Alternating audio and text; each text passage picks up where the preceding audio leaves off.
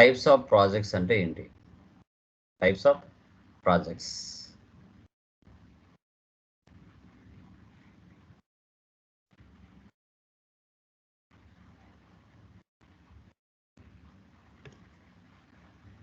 First one, implementation project, support project, rollout project, upgrade project, conversion project, merge and acquisition project.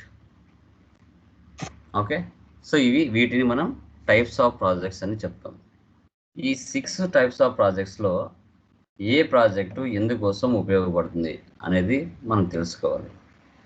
అసలు ఈ ప్రాజెక్ట్స్లో FI consultant యొక్క main role ఏంటి, అతను ఏం చేయగలుగుతాడు అనేది తెలుసుకుందాం.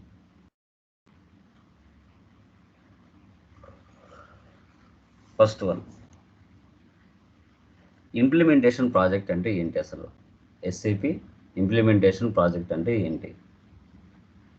సో చెప్పండి ఎవరైనా, what is the meaning of implementation project? అసలు ఏంటి ఇంప్లిమెంటేషన్ ప్రాజెక్ట్ అంటే? చాలామంది అడుగుతారు మిమ్మల్ని, ఇంప్లిమెంటేషన్లో ఉన్నావా అని. చెప్పండి.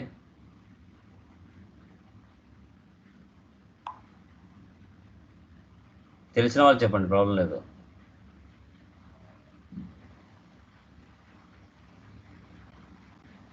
No idea?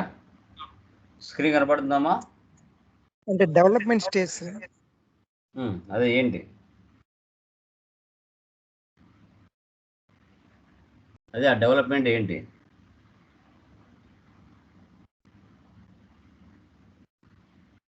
చెప్పాలి.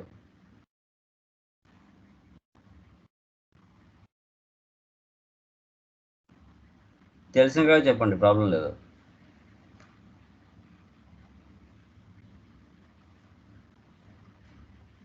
Okay, done.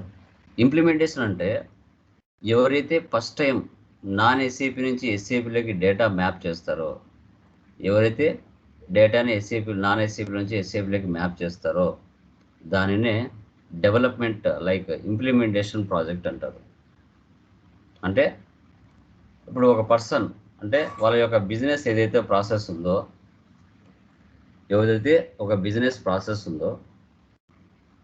First time non SAP నుంచి ఎస్ఏపిలోకి డేటాని మ్యాప్ చేయడాన్ని ఇంప్లిమెంటేషన్ ప్రాజెక్ట్ అంటారు. దానికి ఎంత టైం పడుతుంది సార్ అంటే 1 year నుంచి లైక్ 1.6 months అంటే 16 నెలలు టైం పడుతుంది. సో దీంట్లో అసాప్ మెథడాలజీని ఉపయోగిస్తారు. అసలు అసాప్ మెథడాలజీ అంటే ఏంటి సార్ అనేది మీకు మళ్ళీ డౌట్ వస్తుంది. ఓకే, మీకు మళ్ళీ అది ఒకసారి డౌట్ వస్తుంది, ఏంటి అసలు అనేది. ఓకే, సో ఇప్పుడు ఫస్ట్ టైం ఎవరైతే ఎస్ఏపిని ఉపయోగిస్తున్నారో వాళ్ళ యొక్క డేటాని మొత్తం ఎస్ఏపిలోకి మ్యాప్ చేయాలి. సో ఆ బిజినెస్కు సంబంధించిన కంపెనీస్ ఎన్ని ఉన్నాయి, కంపెనీ కోడ్స్ ఎన్ని ఉన్నాయి, బిజినెస్ ఏరియాస్ ఎన్ని ఉన్నాయి, ఎంతమంది వెండర్స్ ఉన్నారు, ఎంతమంది కస్టమర్స్ ఉన్నారు, ఆ బిజినెస్ టర్నోవర్ ఎంత, ఇవన్నీ ఫస్ట్ తెలుసుకోవాలి. అసలు వాళ్ళు డేటాను ఏ సాఫ్ట్వేర్లో ఉపయోగిస్తున్నారు, టాలీలోనా, క్విక్ బుక్స్లోనా, ఒరాకిల్లోనా, పీపుల్ సాఫ్ట్లోనా, సో ఎక్కడ ఉపయోగించినప్పుడు వాళ్ళు టాలీ నుంచి కానీ, ఒరాకిల్ నుంచి కానీ, పీపుల్ సాఫ్ట్ నుంచి కానీ డేటాని ఎస్ఏపిలోకి మ్యాప్ చేయాలనుకుంటున్నారు. అలా మ్యాప్ చేయాలి అనుకుంటున్నప్పుడు ఏ మెథడాలజీని ఉపయోగించాలి, ఎస్ఏపి ఏ మెథడాలజీ ప్రిఫర్ చేసింది, సో ఆ ఇంప్లిమెంటేషన్ ప్రాజెక్ట్లో ఎంతమంది ఎంప్లాయీస్ కావాలి, 50 to 100 మెంబర్సా, లేదంటే 70 మెంబర్సా, 60 మెంబర్సా అనేది కంపల్సరీగా మెన్షన్ చేయాలి. ఓకే, సో అసాప్ మెథడాలజీ ఉపయోగించండి. ఒక క్లయింట్ యొక్క బిజినెస్ టోటల్ డేటా అనేది మనకి క్లియర్గా వస్తుందని చెప్పడం. ఓకే, తర్వాత ఎస్ఏపి సపోర్ట్ ప్రాజెక్ట్. అంటే ఏంటి? ఇప్పుడు ఇంప్లిమెంటేషన్ చేశారు, ప్రాజెక్ట్ అంతా కాన్ఫిగరేషన్స్ అన్నీ చేసిన తర్వాత అక్కడ పనిచేసే వాళ్ళు ఎండ్ యూజర్స్ ఉంటారు. ఆ ఇండివిజువల్స్కి డౌట్లు వస్తూ ఉంటాయి, ప్రతిసారి ఎర్రర్స్ వస్తూ ఉంటాయి, బగ్స్ వస్తూ ఉంటాయి, ఇష్యూస్ వస్తూ ఉంటాయి, ఇవన్నీ జరుగుతూ ఉంటాయి. అప్పుడు వారికి ఎవరు సపోర్ట్ చేయాలి అంటే, ఎవరైతే ఇంప్లిమెంటేషన్ ప్రాజెక్ట్ని సక్సెస్ఫుల్గా కంప్లీట్ చేసి రిపోర్ట్స్ సబ్మిట్ చేసి ఉంటారో, ఇప్పుడు మనం ఎఫ్ఐ కన్సల్టెంట్స్ అంటే అన్ని కాన్ఫిగరేషన్లు చేయరు. కొందరు కాన్ఫిగరేషన్లో ఉంటారు, కొందరు సపోర్టింగ్లో ఉంటారు. వాళ్ళకు వచ్చిన టికెట్స్ ఏవైతే ఉంటాయో ఆ టికెట్స్ని మీరు సాల్వ్ చేస్తూ ఉండాలి. మోస్ట్లీ ఎప్పుడు వస్తాయి సార్ ఈ యొక్క ఇష్యూస్ అంటే, మంత్ ఎండ్ ఇయర్ ఎండ్ యాక్టివిటీస్లో ఎక్కువ ఎర్రర్స్ బగ్స్ రావడానికి ఛాన్సెస్ ఉంటుంది. ఇయర్ ఎండింగ్లో ఎక్కువ వస్తాయి, మంత్ ఎండ్లో ఎక్కువ రావడానికి ఛాన్సెస్ ఉంటుంది. అది మీరు గమనించాలి.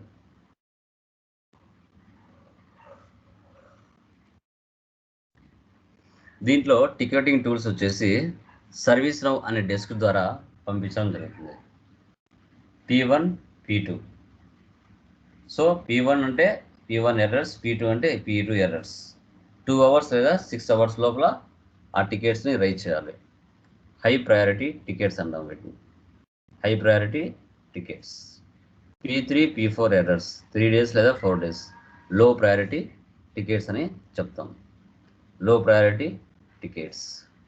హై ప్రయారిటీ టికెట్స్ అంటే ఏంటి, లో ప్రయారిటీ టికెట్స్ అంటే ఏంటో మనం తెలుసుకుంటాం. ఇప్పుడు ఆ యొక్క పర్సన్ ఎవరైతే ఉన్నారో హై ప్రయారిటీ టికెట్స్ అని మెన్షన్ చేస్తాడు అనమాట. సో అతను వర్క్ చేస్తున్న ప్రజెంట్ ఎర్రర్ వచ్చింది, ఆ ఎర్రర్ వచ్చింది, ఇమీడియట్గా దాన్ని సాల్వ్ చేయాలి. అప్పుడు అతను మెన్షన్ చేస్తాడు. మనం మెయిల్స్ ఎలా చేస్తామో అదేవిధంగా ఇక్కడ కూడా 2 అవర్స్ లేదా 6 అవర్స్ లోపల ఆ ఎర్రర్ని సాల్వ్ చేయాలి. మన టీం ఒకటి ఉంటుంది, సపోర్టింగ్ టీం. ఆ టీం ఇమీడియట్గా దాన్ని ఫేస్ చేసి సాల్వ్ చేస్తుంది. అదే లో ప్రయారిటీ అనుకోండి, 3 days లేదా 4 days టైం తీసుకుంటుంది, ప్రాబ్లం లేదు. Next SAP rollout project. Rollout project అంటే ఏంటి అసలు? These projects are belongs to move the company data from one country to other country and one company code to other company code. దీంట్లో 2 types of rollouts ఉంటాయి. ఒకటి country rollout, మరొకటి company code rollout.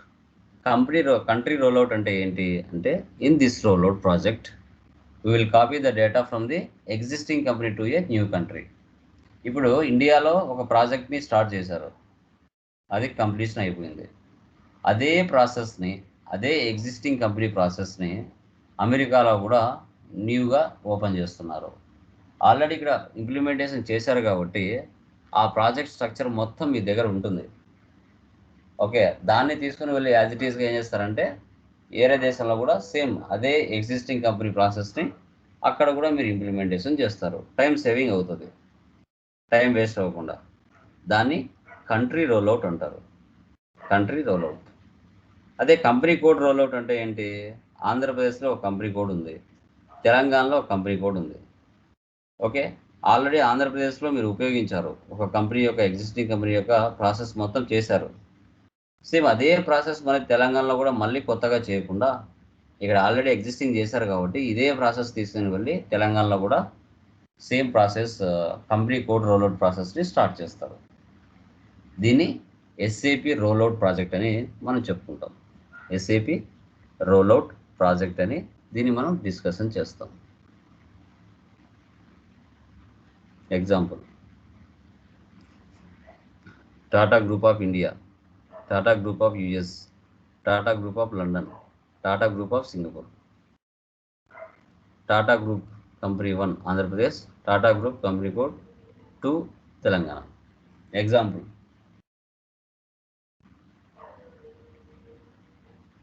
తర్వాత SAP upgradation and migration project.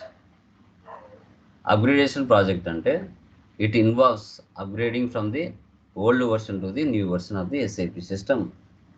The duration of upgrade project can be explain for ECC 5.0 to ECC 6.0 and SAP fury. ఇది upgrade అవ్వటం, దీన్ని upgradation project అంటాం. అదే migration project అంటే ఏంటి, it involves migrating from the old version to new version of the system, SAP system and SAP ECC systems to the S/4HANA system. దీన్ని migration project అంటాం. ఇప్పుడు టాలీ ERP9 నుంచి Tally ప్రైమ్లోకి data migration చేయడం, దీనికి time ఎంత పడుతుంది minimum అంటే 3 to 9 months పడుతుంది. ఎంప్లాయీస్ 10 to 50 members వర్క్ చేయాల్సి వస్తుంది. దీన్ని అప్గ్రేడేషన్ లేదా మైగ్రేషన్ ప్రాజెక్ట్ అని మనం డిస్కషన్ చేస్తాం. తర్వాత SAP కన్వర్షన్ ప్రాజెక్ట్.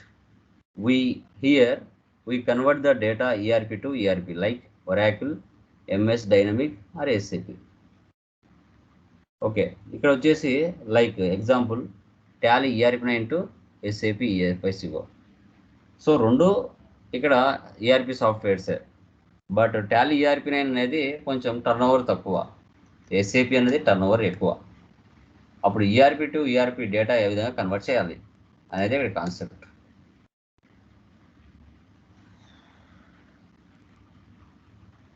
తర్వాత merge and acquisition project. Merge and acquisition project. One company code to another company, one company code to another company code take over. ఇప్పుడు ఎలాన్ మాస్క్ ఉన్నాడు, అతను world wide internet ఇస్తాడు. అతను Twitter కంపెనీని తీసుకున్నాడు. ముందు పావురం గుర్తుంది, తర్వాత ఎక్స్గా మార్చాడు. అంటే ఏంటి, ఒక కంపెనీ మరొక కంపెనీని టేక్ ఓవర్ చేసుకోవడం. One company code to another company code take over. ఇప్పుడు హైదరాబాద్లో ఒక కంపెనీ కోడ్ ఉంది, తెలంగాణలో లైక్ ఆంధ్రాలో ఒక కంపెనీ కోడ్ ఉంది. సో తెలంగాణలో ఉన్న కంపెనీ కోడ్ సరిగా వర్క్ అవ్వట్లేదు, హైదరాబాద్లో ఉన్న లైక్ ఆంధ్రాలో ఉన్న కంపెనీ వర్క్ అవుతుంది. ఇప్పుడు ఆంధ్ర కంపెనీ ఎవరైతే మెయింటైన్ చేస్తున్నారో వాళ్ళు హైదరాబాద్ ఉన్న కంపెనీ కోడ్ని టేక్ ఓవర్ చేసుకొని దాన్ని కొంచెం అభివృద్ధిలోకి తీసుకురావడం జరుగుతుంది. దాన్ని మెర్జ్ అండ్ అక్విజిషన్ ప్రాజెక్ట్ అని చెప్పుకుంటాం. Merge and acquisition project. Okay, so వీటినే మనం టైప్స్ ఆఫ్ ప్రాజెక్ట్స్ అని చెప్తాం. Types of projects. ఏమైనా డౌట్స్ ఉన్నాయేమో anyone? Confirm? No sir. Remaining persons guys, ఎవరికైనా డౌట్స్ ఉన్నాయండి?